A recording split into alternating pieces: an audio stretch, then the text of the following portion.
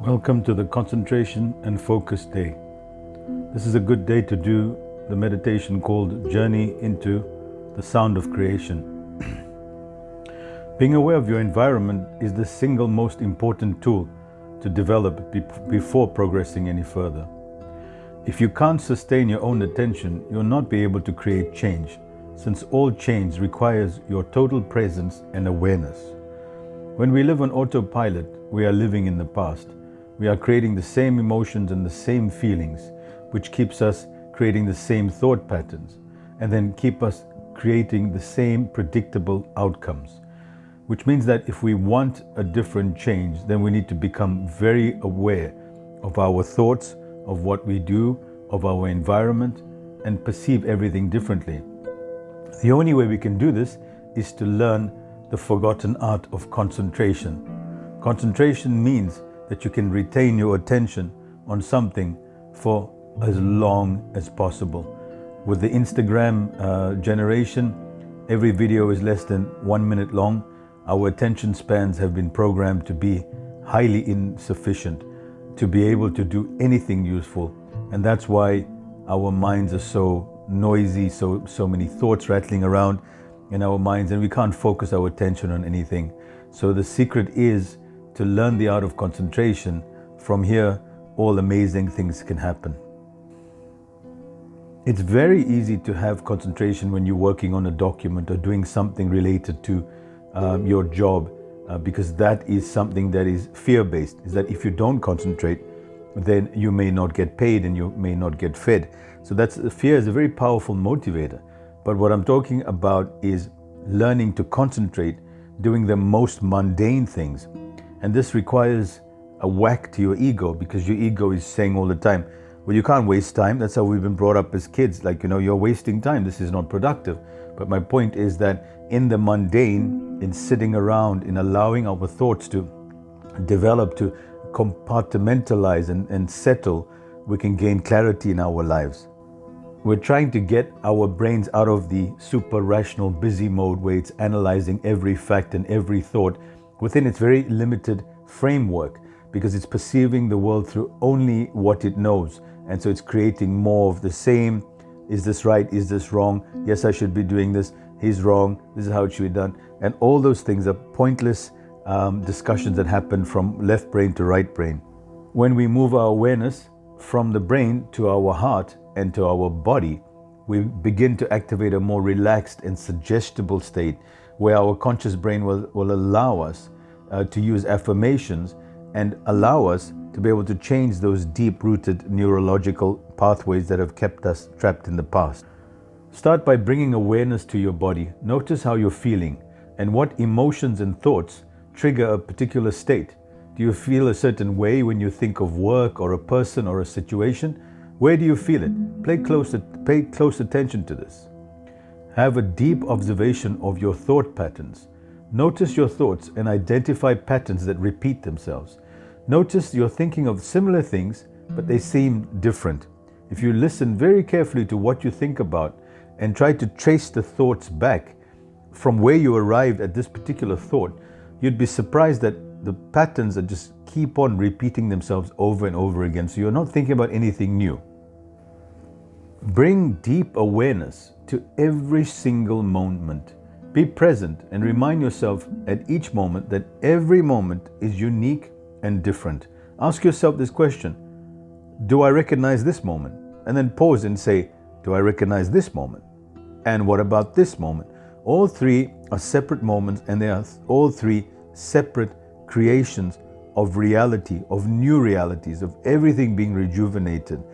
Be aware that each moment is a brand new opportunity to express yourself differently. Keep asking yourself throughout the day, what am I doing here and now?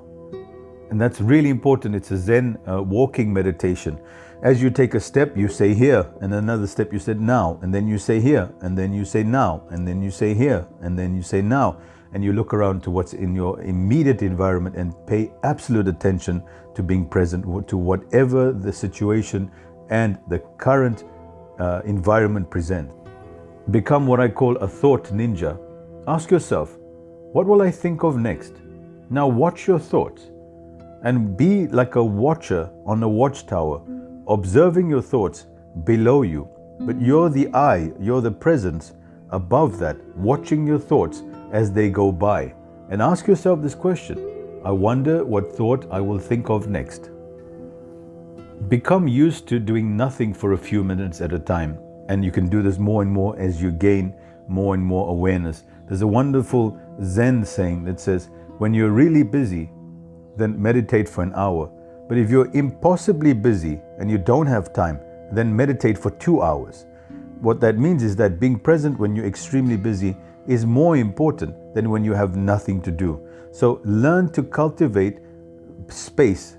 Give yourself time to sit idly, to do nothing continuously. So in other words, spend 10 minutes doing nothing, then do your work. Another 10 minutes doing nothing, and then return back to your work. And develop this idea of pausing and doing nothing and becoming used to the mundane.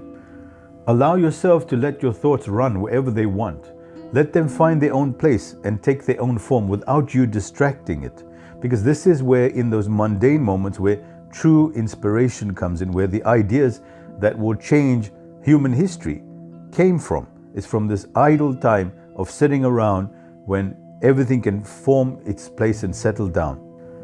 Don't get distracted and say, well, I have to do something useful. This is useful, and this is extremely important for you to have this mundane, idle time for everything to find its place within your mind, and allow your thoughts to go wherever they want without restricting them. But be the watcher, not the participator.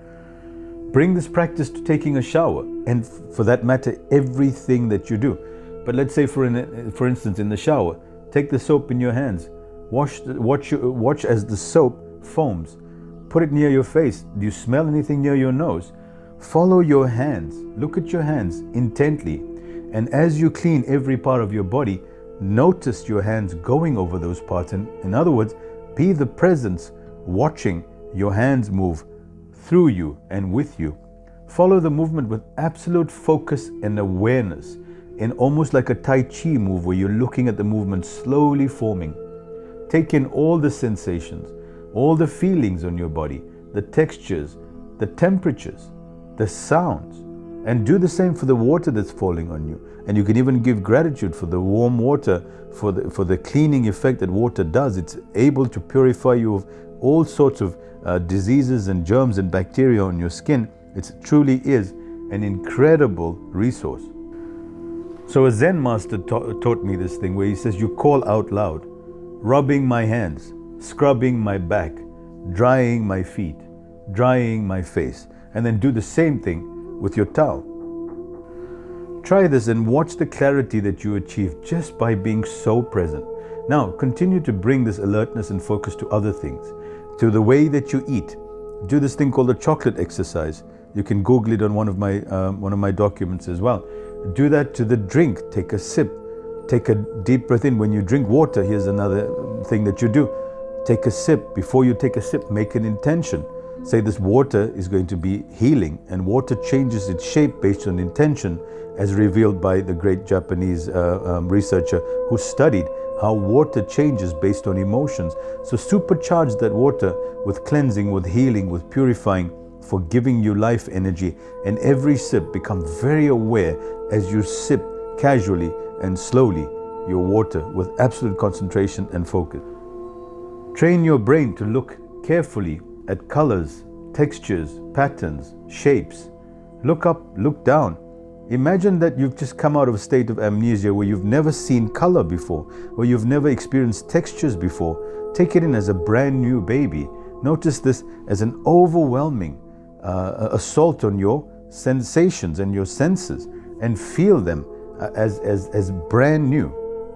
Look at everything you normally would have in your environment, but with a new pair of eyes. Take it to another level. Notice the deep shades of the color of the eyes of the person near to you. Notice the fine texture of your skin and the web-like patterns on them. Look at sound. Tune in to the sound of your breath. Your heart has a heartbeat. Tune into that. The variety of birds, tune into that. Listen to the sound of water. The subtle sounds your toothbrush makes as you brush your teeth. The little sharp pitch of a family member's voice, the sound of the tires as you drive on the freeway, the sound of chatter on public transport, tuning to what other people are saying. Did you notice the sounds? Put on a classical piece of music. Listen to the silence first and notice how the sounds come out of the silence. Notice if you look at a painting, there's a white canvas, and from the white canvas, this painting appears. If you look at the night sky, it's all this blackness that allows the stars to take its place.